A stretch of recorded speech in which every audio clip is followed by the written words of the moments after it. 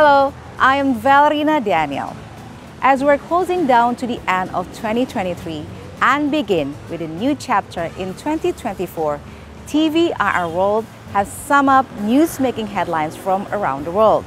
In the next 60 minutes, I will take you to see flashback of important events throughout 2023. This is 2023 in Review Overseas Highlights.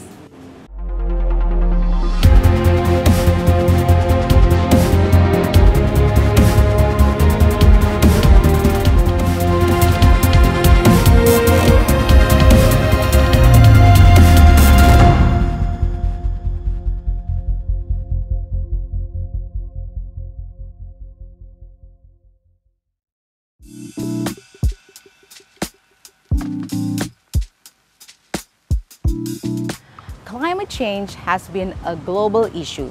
It is mostly the trigger to the wake of surge of natural disasters throughout 2023, which made this year a tough one for most of the world. Some parts of the globe experienced heat wave that claimed thousands of lives and caused massive forest fires, while in other parts of the world, countries suffer from flash floods. Drone footage showed wide-scale destruction of multi-story buildings in the ravaged Libyan city of Derna in the aftermath of Storm Daniel, the deadliest storm to hit the country in decades on September 10th and 11th. A torrent unleashed by the powerful storm burst dams and hurtled down a seasonal riverbed that bisects the eastern city of Derna, washing multi-story buildings into the sea with sleeping families inside.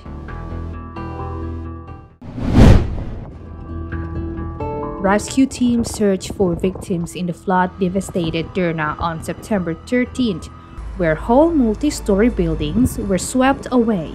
The flood torrent, which ran through Derna, was unleashed after rains from a powerful storm burst dams above the Mediterranean city.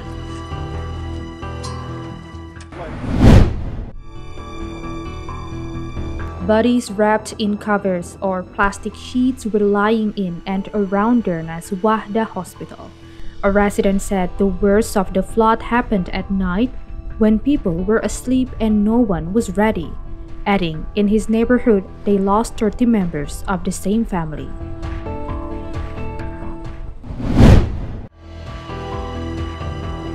Monsoon rains wreaked havoc across Pakistan on Tuesday, July 25th, after parts of commercial capital Karachi were inundated on the previous night.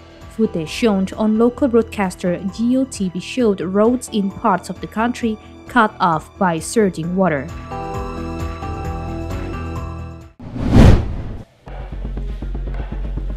Flooding from torrential rains in Haiti has left at least 42 people dead over the past couple days and dozens more missing and injured.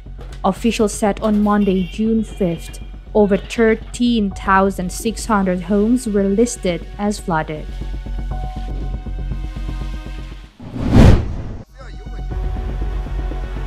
Relentless rain stretched into a fourth day in Beijing on Tuesday, August 1st, inundating streets and residential areas in parts of the city, claiming 11 lives, with 27 missing. Rivers swollen to dangerous levels, prompting Beijing to use a flood storage reservoir for the first time since it was built 25 years ago. As of Monday, July 31st night, China's capital city had sealed off over 100 mountain roads and evacuated more than 52,000 people from their homes. Drone footage showed the extent of damage to Naga Namgur village in the northeastern Indian state of Sikkim on Tuesday, October 10th, after a flooded river triggered earthquake-like tremors, splitting roads wide open and resulting in major cracks on houses built on the Teesta River shore. Following days of torrential rain in Sikkim, torrents of water swept down narrow river valleys from Lohnak Lake, damaging a dam and wreaking destruction in villages and Rangpo town.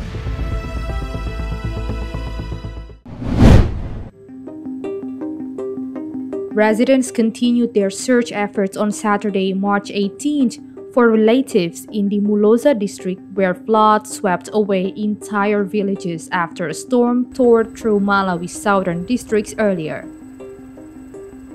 Storm pounded the southern African country as Tropical Cyclone Freddy swept through the region, killing more than 500 people in Malawi, Mozambique, and Madagascar since it first made landfall in Africa in late February and circled back for a second time over the weekend.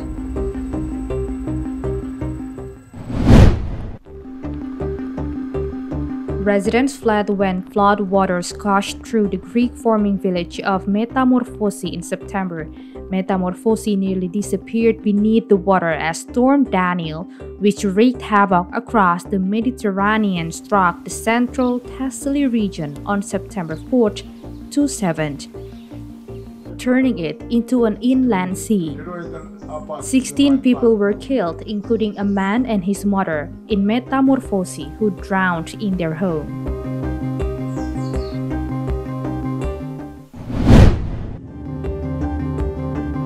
The worst flooding hit Somalia on Thursday, November 9, 2023. The flood has killed 29 people and forced more than 300,000 to flee their homes, the National Disaster Management Agency said, following heavy rains that have inundated towns across East Africa.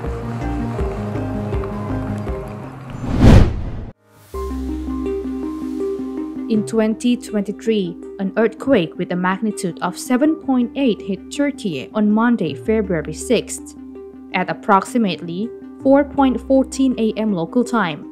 The earthquake center was in the South Turkey region with a depth of 11 kilometers, which triggered a small tsunami with a height of 30 centimeters in Erdemli.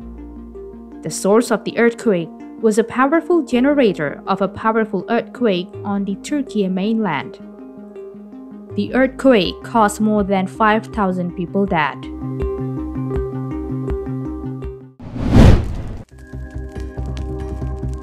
As thick smoke fills the air, hundreds of volunteer firefighters are out in the bushland surrounding Australia's capital, Sydney, conducting hazard reduction burns in preparation for the upcoming bushfire season.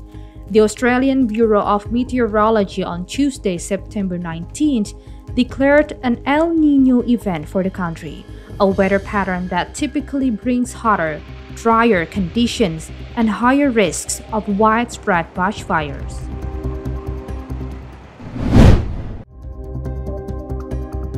Massive wildfires in Bolivia that occurred on November 22nd have had a devastating effect on the country's environment, spurring greenhouse gas emissions and devastating natural areas of the country that may never recover, according to a local research. In San Buenaventura region, farmers have been left counting the cost of the blazes, which they blame squarely on climate change, saying the blazes have left a trail of devastation impacting fruit and crops, as well as hitting wildlife, plants, and biodiversity.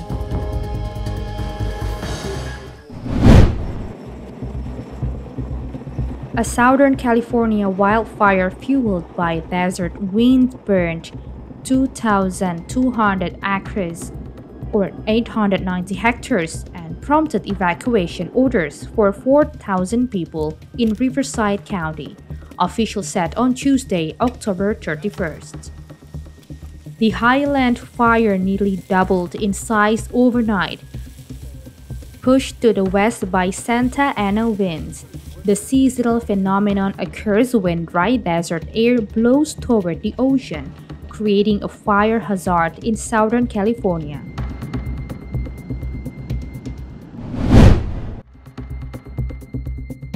On October, clouds of dense gray smoke from dozens of wildfires in the Brazilian Amazon, many of them illegally started, have hung over the region's capital city, Manaus. making the air increasingly unbreathable. Very dry conditions caused by a severe drought that the region is suffering, with record high temperatures, has helped ignite and spread the fires, according to the Wildlife Conservation Society.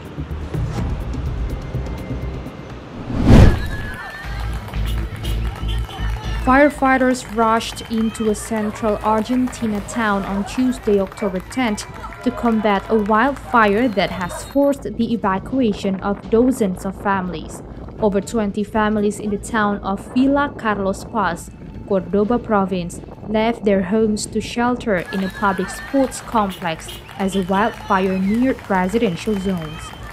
Almost 1,000 firefighters worked to put out the flames along with 8 firefighting aircraft and 2 helicopters.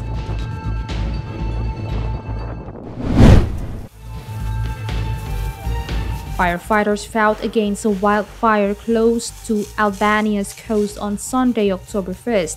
The blaze had been going on for a week. On Monday, October 2nd, the fire reported to have burned through 500 hectares of pine forests. Searing temperatures have fueled wildfires and prompted health warnings across southern Europe through the summer.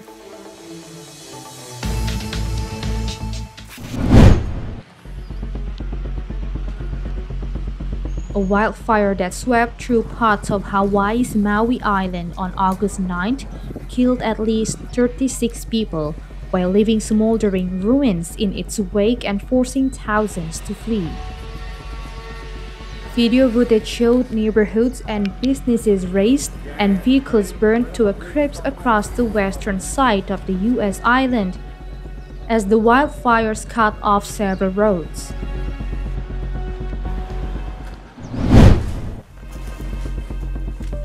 Australia on Tuesday, September 19th, declared an El Niño weather pattern was underway as the country's southeast sweltered in an intense spring heat wave. This year, Australia is already seeing extreme conditions in some parts of the continent, particularly in the duration of heat.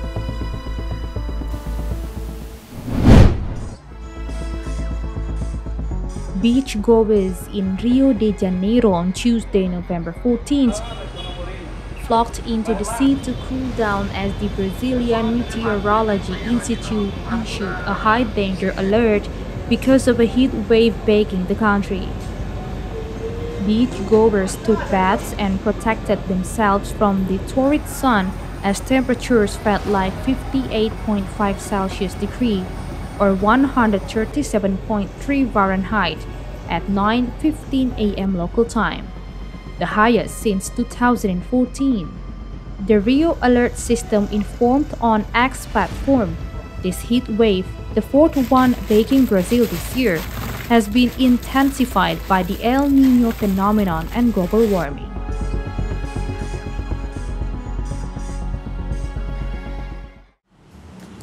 We'll be back with a series of information regarding events and tragedies throughout 2023. Stay with us on 2023 in Review Overseas Highlights.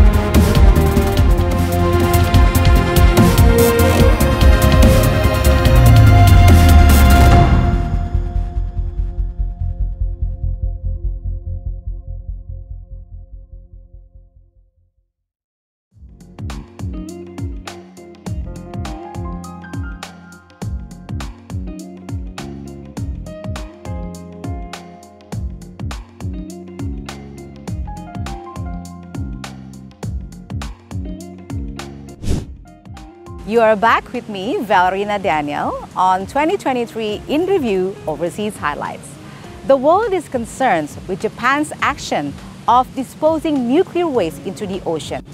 In addition to polluting the sea, it also endangers coastal residents. That and the alarming outbreaks of viral diseases such as dengue fever and malaria are on our second segment of events and tragedies.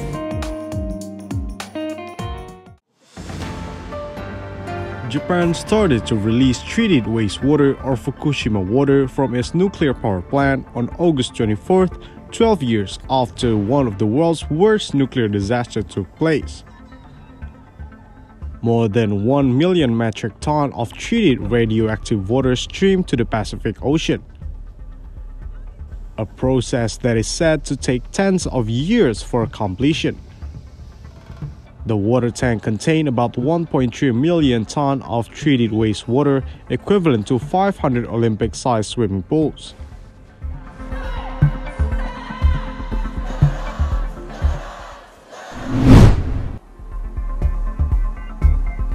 Five cases of malaria have been confirmed in Florida and Texas, the first time the potentially fatal mosquito-borne disease has been locally acquired in the United States in 20 years, the Centers for Disease Control and Prevention said on Tuesday, June 27.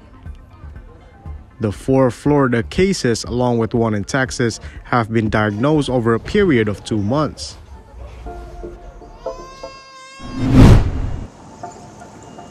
This year, 12 countries in Africa received 18 million doses of malaria vaccine over the next 2 years, expanding access to the shots to 9 new countries in the region.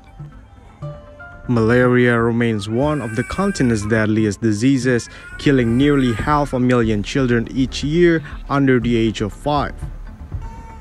In 2021, Africa accounted for about 95% of global malaria cases and 96% of deaths, according to the World Health Organization or WHO.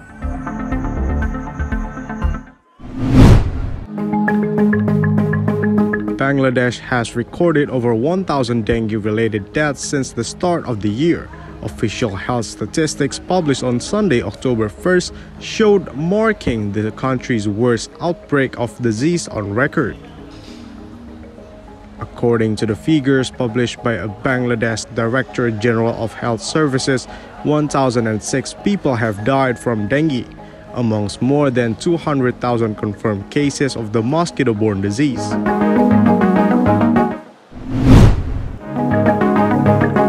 The French government is battling to contain a bout of nationwide panic over bedbugs in Paris just 9 months before the capital hosts the next summer's Olympic Games. Government officials were holding an emergency meeting on Friday, October 6, on how to tackle a crisis born out of anecdote and viral posts on social media, and which is now filling talk show airtime, even though pest control experts remain largely nonplussed. Bedbugs are small, flat, wingless insects measuring about a quarter of an inch that hide in mattresses and bedding. They feed on blood and typically bite during the night.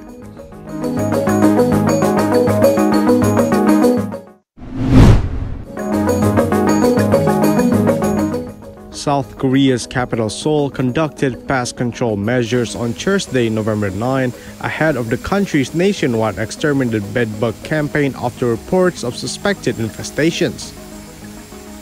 In South Korea, about 30 cases of suspected infestations have been reported nationwide, including a traditional Korean spa, Jimjilbang, in Incheon, west of Seoul, and a college dorm in southeastern city of Daegu, officials said.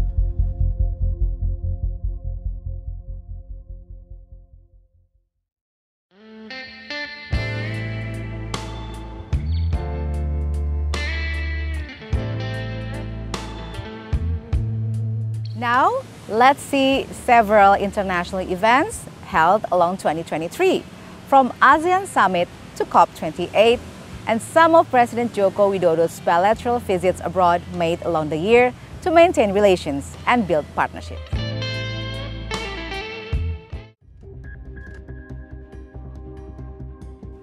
The 42nd Association of Southeast Asian Nation ASEAN Summit concluded on Thursday, May 11, with pledged efforts to enhance ASEAN centrality and economic integration in order to better cope with crises and challenges.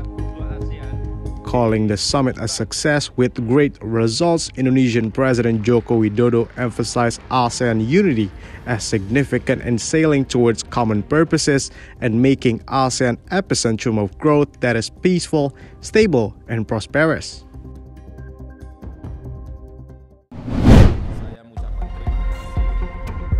The 43rd Association of Southeast Asian Nation ASEAN Summit concluded on September 7 with a series of outcomes despite rising uncertainties globally.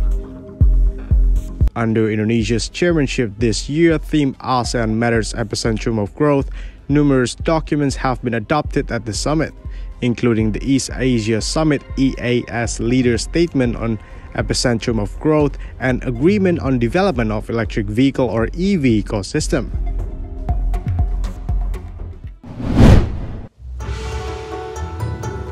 The 49th G7 Summit took place on 19 to 21 May 2023 under the Japanese presidency in Hiroshima, concluded with a collective vow to continue to impose severe and immediate economic costs on Russia. On climate, the G7 committed to net zero emission by 2050, emphasized clean energy affordability, and deemed public investment in liquefied natural gas a temporary solution. The leaders also expressed renewed commitment to partnership with the Global South and highlighted initiatives for global infrastructure, investment, and climate action.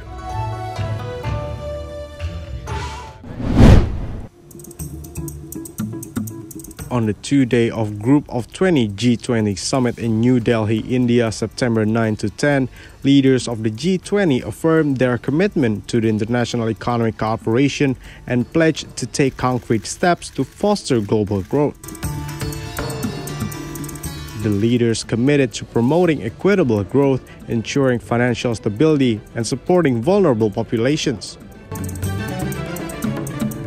Additionally, they vowed to enhance digital services, support digital infrastructure, and facilitate low-cost financing for developing countries transitioning to low-carbon emissions.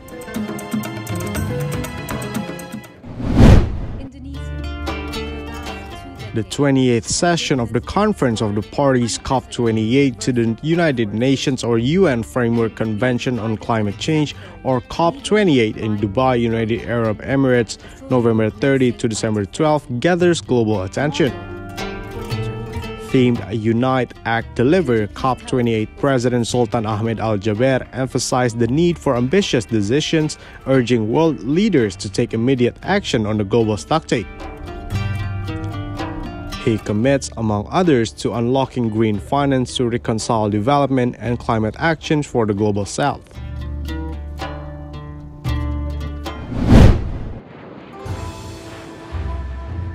On May 19 to 21, President Joko Widodo visited Japan to attend the 49th G7 Summit in Hiroshima.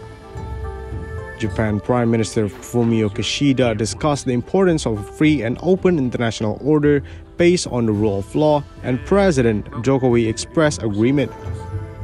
They also addressed the situation in Myanmar and pledged to collaborate on various issues.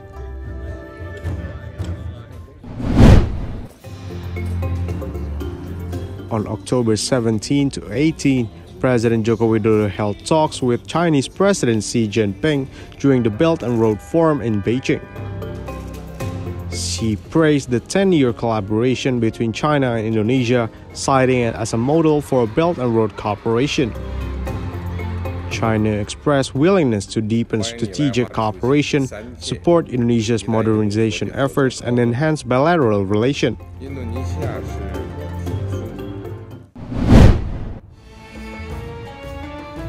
On October 19 to 20, President Joko Widodo met with Saudi Crown Prince Mohammed bin Salman in Riyadh. The two discussed the formation of a negotiating team for the Indonesia-Saudi Arabia Comprehensive Economic Partnership Agreement (ISA-CEPA) to achieve the balanced trade relationship.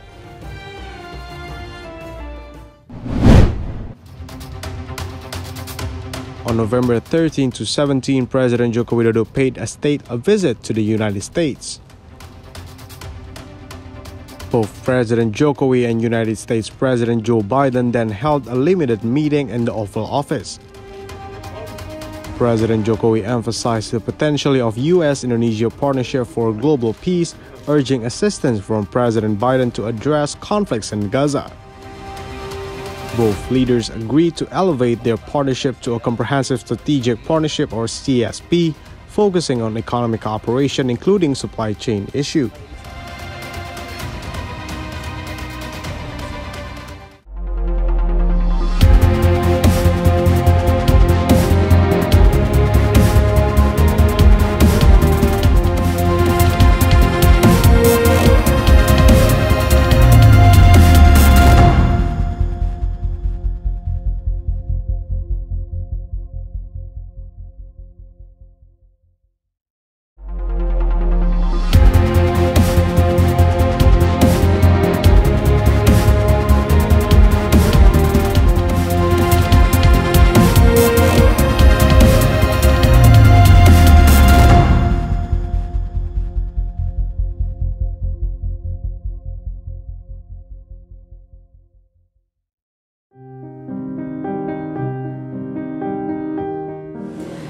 In the last quarter of this year, Hamas group stunned Israel with unprecedented assaults from Gaza Strip by sea, land, and air, to which Israel retaliates with large-scale attacks.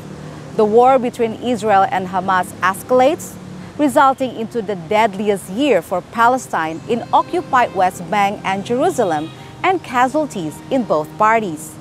Meanwhile, the Ukraine-Russia's war is still ongoing, the Myanmar Rohingyas conflict and the South China Sea tension have not yet found concrete solutions.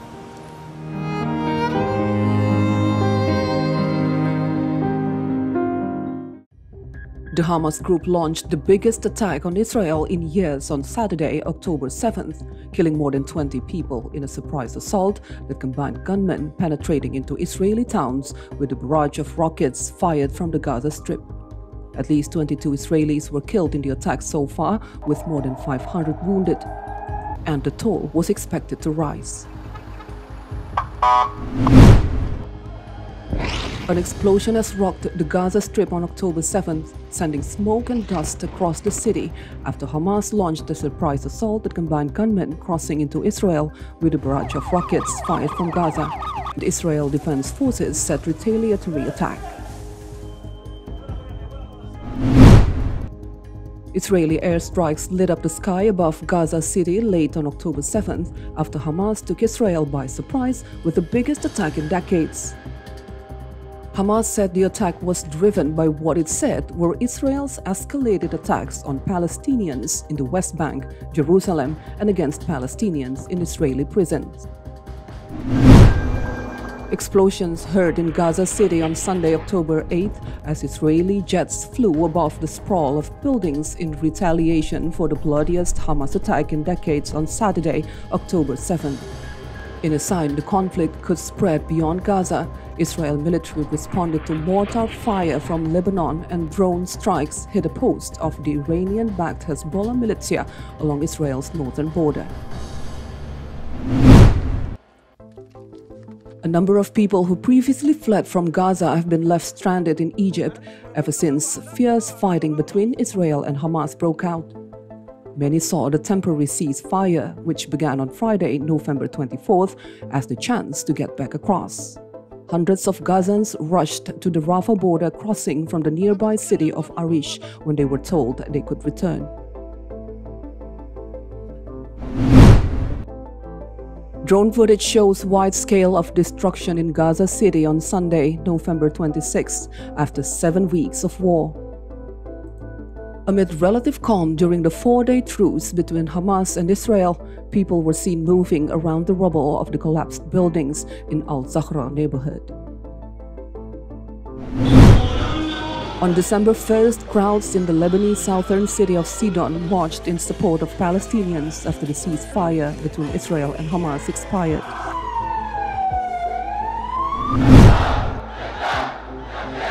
On the same day, thousands of people rallied in Yemen's capital Sana'a to show support for Palestinians in the Gaza Strip amid the ongoing conflict between Israel and Hamas, waving Palestinian flags, firearms, and traditional daggers as they chanted pro-Palestinian slogans.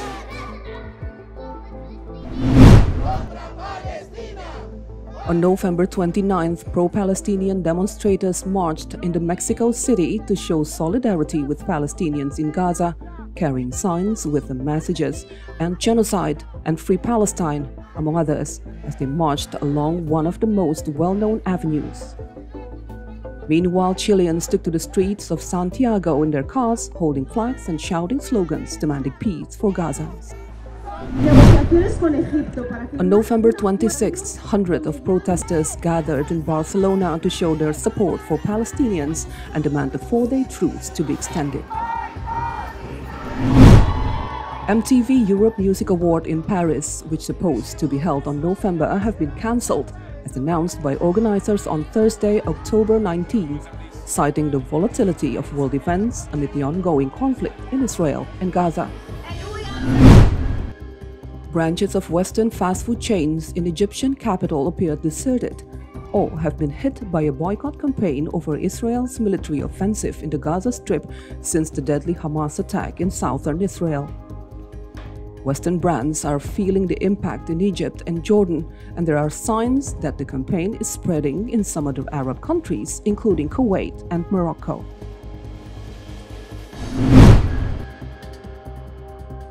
Israeli shipping companies must reroute their cargo ships around Africa to the Mediterranean Sea, raising transportation costs significantly after Yemen's Houthi regime targeted Israel-linked ships in the Red Sea in retaliation for Israel's war in Gaza.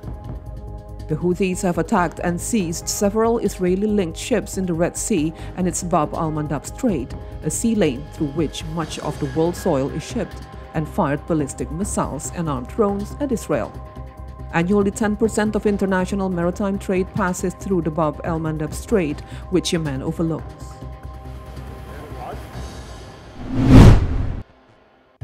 Following the Israel's war in Gaza, many nations have expressed their official stances against Israel, from diplomatic cutoffs to initiation of legal action for accountability. The diplomatic fallout for Israel started off in Latin America, as Bolivia and now Belize broke off ties. Other countries on the continent, Colombia, Chile, and Honduras, also recalled their ambassadors from Israel. Turkey, Bahrain, and Jordan also withdrew their diplomats over the past month.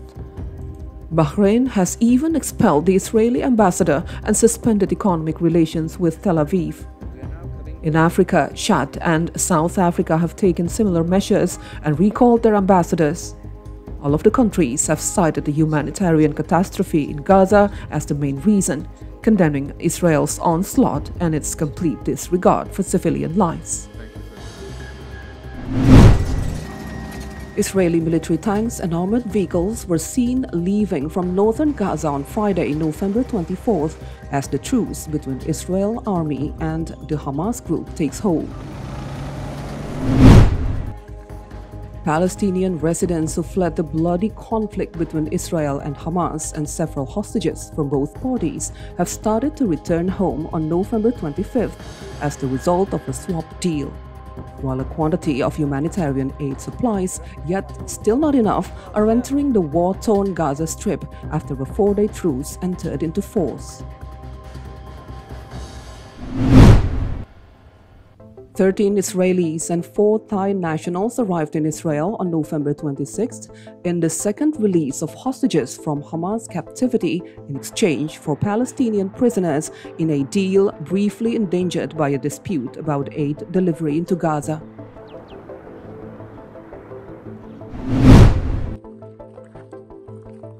On On November 27th, Israel and Hamas have agreed to extend their truce in the Gaza Strip for an additional 2 days, allowing for further exchanges of Israeli hostages for Palestinian prisoners and opening the door for more humanitarian aid to flow into the embattled enclave.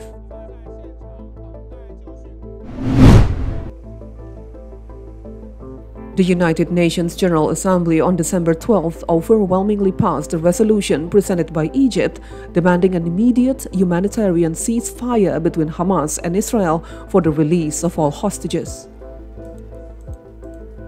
Just before the vote was taken during an emergency special session, the UN shot down 2 amendments to the resolution, one from Austria and another from the US, condemning Hamas, as both required a 2/3 majority vote of approval to pass. And I reiterated my appeal for a humanitarian. Ukraine's capital suffered what officials said was Russia's largest drone attack of the war on Saturday, November 25th, leaving 5 people wounded as the rumble of air defenses and explosions awoke residents at sunrise. The target of the attack was not immediately clear, but Ukraine has warned in recent weeks that Russia will once again wage an aerial campaign to destroy Ukraine's energy system, as it sought to do last winter.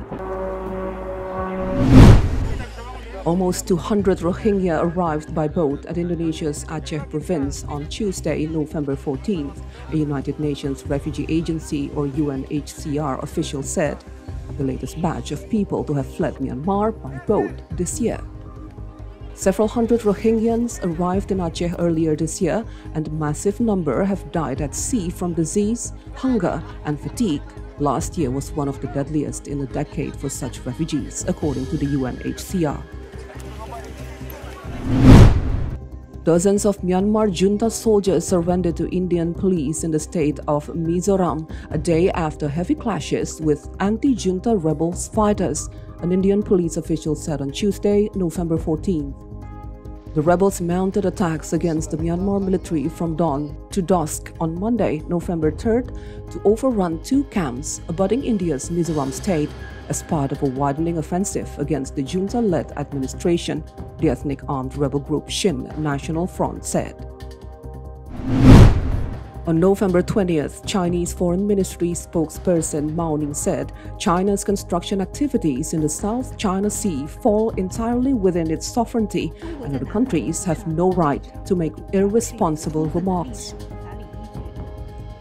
Mao's statement was in response to Philippine President Ferdinand Marcos Jr.'s comment made in Hawaii at a live-streamed event where he said escalating tensions in the South China Sea required the Philippines to partners with allies and neighbors to maintain peace in the busy waterway, with the situation now more dire. The Philippines has approached neighbors such as Malaysia and Vietnam to discuss a separate code of conduct regarding the South China Sea, Marcos said, citing limited progress towards striking a broader regional pact with China.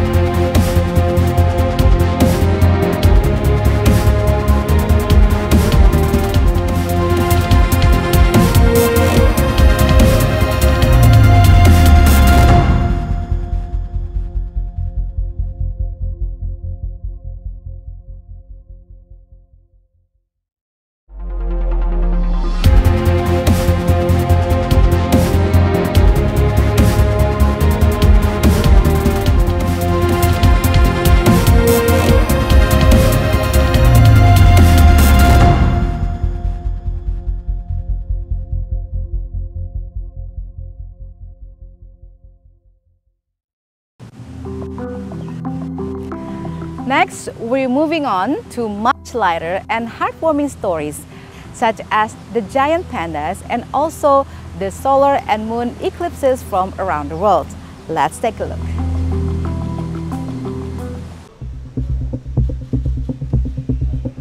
Washington says goodbye to National Zoo's giant pandas Mei Xiang, Tiantian, and Cap Xiao Qiji, heading back to China as the Smithsonian's agreement expires. Emotional crowds take final selfies with the iconic pandas, while the zoo hopes to continue the program.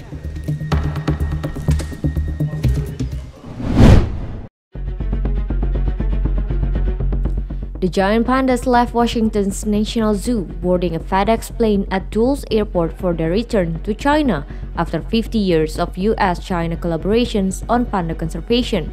The 19-hour flight includes a stop in Anchorage, Alaska.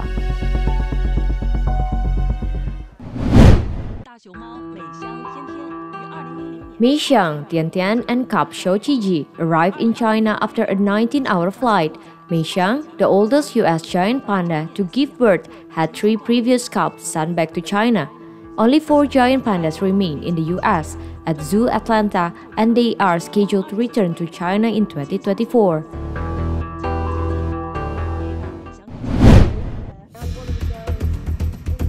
Saber, a scimitar horned oryx, was moved from Aalborg Zoo in Denmark to Whipsnade Zoo in England in October as part of a conservation effort to save the species from extinction.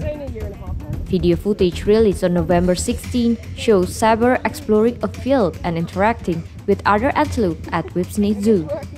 The move is crucial for the breeding program of the extinct in the wild species. Originally from Chad, and Zoological Society London, linked to Whipsnade Zoo, monitors the oryx, reporting successful reproductions in Central Africa.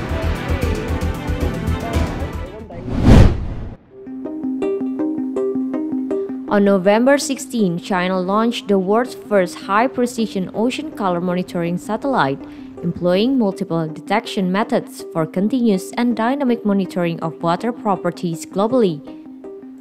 The satellite, with application in oceans, offshore areas, islands, and ports, contributes to sustainable fishery resource utilizations and marine pollution monitoring along China's key sea routes. Launched from the Jiuquan Satellite Launch Center, the successful mission marked the 497th flight mission for the Long March Carrier rocket series, emphasizing the satellite's role in enhancing understanding of marine waters.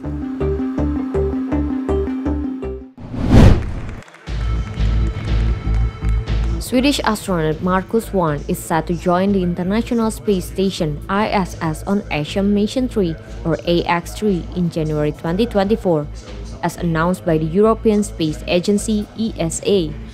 Axiom Space revealed the 4-member crew for the mission, with Marcus serving as a mission specialist under the command of Michael Lopez Algeria, Axiom Space's chief astronaut.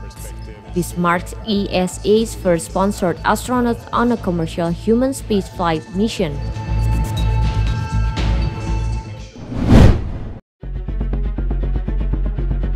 Europe, Asia, Australia, Africa, Pacific, Atlantic, Indian Ocean, and Antarctica were able to see at least some parts of the penumbral lunar eclipse. This is when the moon passes deep into the outer part of Earth's shadow.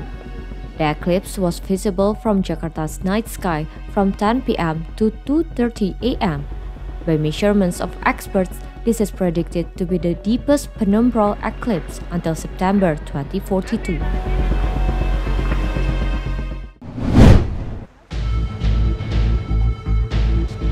The partial lunar eclipse was visible over parts of Europe, Asia, Africa, North America, Northeast South Africa, Pacific, Atlantic, Indian Ocean, Arctic, and Antarctica. This partial lunar eclipse was observable in Indonesia on October 29, 2023.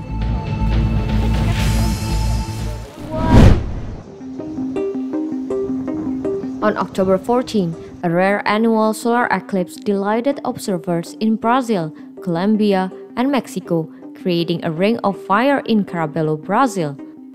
The spectacle was visible in parts of the United States, Mexico, and several countries in South and Central America.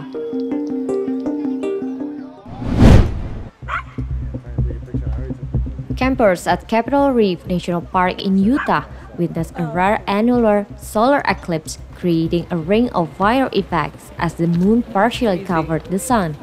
Unlike a total solar eclipse, the sun's face was not completely obscured. The next total solar eclipse is anticipated on April 8, 2024, passing over Mexico, the United States, and Canada.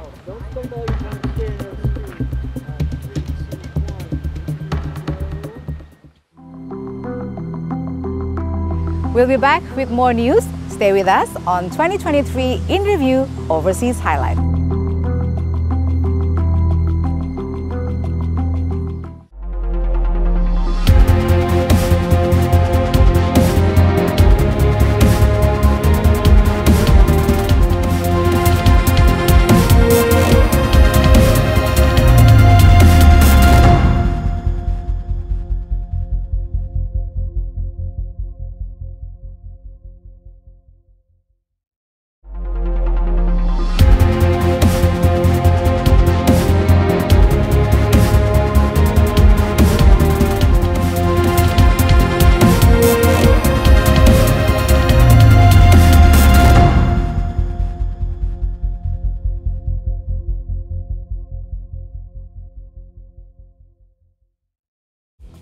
You are now back with 2023 In Review Overseas Highlights.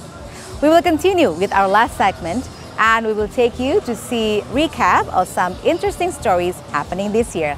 Let's have a look. Chinese and Hong Kong movies returned to the annual Golden Horse Awards in Taipei on November 24th after China boycotted the event in 2019 due to political tensions. Hu Ling became the first Chinese film star to appear at the awards since the boycott. The film, Stonewalling, directed by the Chinese-Japanese duo Huang Ji and Ryuji Otsuka, won the Best Narrative Feature Award and also secured the Best Editing prize.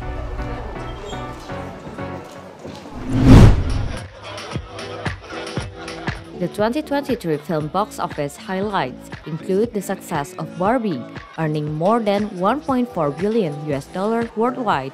Starring Margot Robbie and Ryan Gosling, the comedy explores the world of Barbie with a light yet meaningful plot and skillful cinematography. Following closely in the Super Mario Bros. Movie, ranking second with a revenue of more than $1.3 billion globally. In the third place is Oppenheimer, adapted from the Pulitzer Prize-winning book about physicist J. Robert Oppenheimer, generating more than $950 million. Again for everyone, everywhere, all at once. The 95th Academy Awards were held on March 13, 2023 at the Dolby Theater in Hollywood, Los Angeles. During the gala, the Empress presented Academy Awards, commonly referred to as Oscars, in 23 categories, honoring films released in 2022. Michelle Yeoh won Best Actress for Everything Everywhere All at Once, which also claimed Best Picture, Best Directors for Daniel Kwan and Dennis Kennard, Best Supporting Actor Ke Huy Quan, and Best Supporting Actress Jamie Lee Curtis. The night showcased diverse cinematic achievement, celebrating the significance of the Oscars in film history. Thank you. Thank you.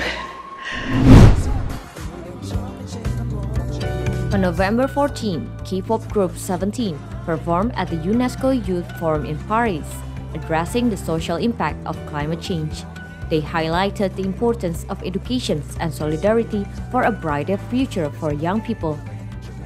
The group, renowned for their hit Don't Wanna Cry, debuted in 2015 and ranked 6th on the IFPI Global Recording Artist of the Year list for 2022. They also won 3 MTV Awards the previous year, showcasing their global impact.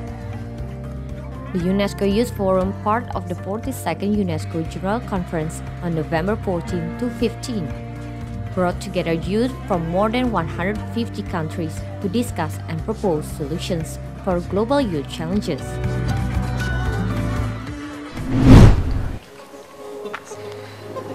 On November 22nd, Britain's King Charles presented K-pop band Blackpink with honorary membership in the Order of the British Empire, or MBE, during his state visit to the UK. The quartet, consisting of Jennie, Jisoo, Lisa, and Rose, received the award for their role as COP26 advocates during the COP26 summit in Glasgow in 2021. Blackpink made history in July by becoming the first K-pop group to headline a major UK music festival, performing at the BSC Hyde Park Summer Festival in London in front of a sold-out crowd of 65,000 Since their debut in 2016, Blackpink has become one of the most successful girl groups globally, breaking records including being the most subscribed to music artist on YouTube.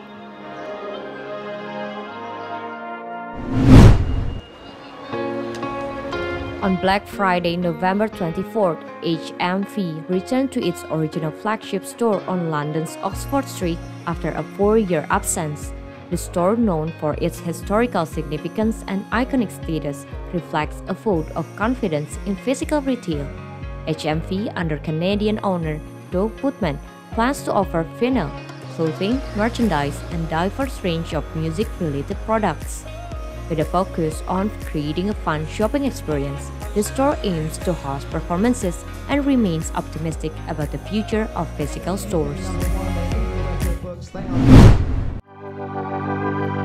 Tidal Wave Comics released a biographical comic book about Taylor Swift as part of its Female Force series, highlighting accomplished women in various fields. The 22-page glossy comics covers Swift's rise to stardom, emphasizing her career achievement, including 2 records. Author Eric M. Esquivel stated that Swift deserved her own comic book, depicting her wearing colorful tights and fighting against corporate villains who attempt to control her with money. The book, available in digital, paperback, and hardcover formats, with 2 covers, was released on December 13th.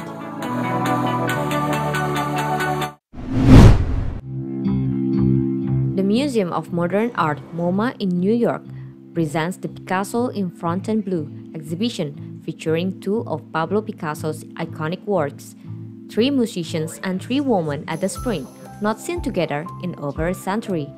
Created in a compact garage studio, the replicated display at MoMA showcases ghostly outlines of the works in black and white. Visitors exit the space to experience the original paintings, providing insight into Picasso's spontaneous creative process. The exhibitions run until February 17th, offering a rare opportunity to appreciate Picasso's masterpiece in the context.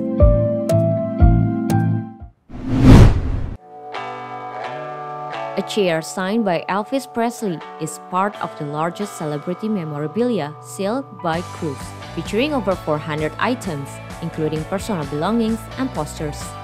The auctions includes items from current pop stars like Beyoncé outfits, Ed Sheeran's jacket, and a glove commissioned by Offset.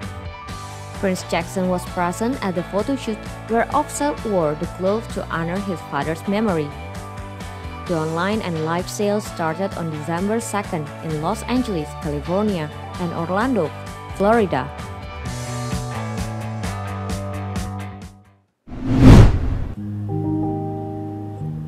A portrait of actress Madeleine Carroll, Alfred Hitchcock's first Hitchcock blonde, painted by Philip Alexius de Laszlo in 1935, is up for auction. Estimated at $60,000 to $87,000 US, it coincides with Carroll's role in Hitchcock's The 39 Steps. Titled Mrs. Phillips Ashley by Madeleine Carroll, the portrait is part of Christie's British and European art sale on December 14, with an estimated price of £50,000 to £70,000. Originally owned by Carroll, it was later acquired by the current owner in Spain last year.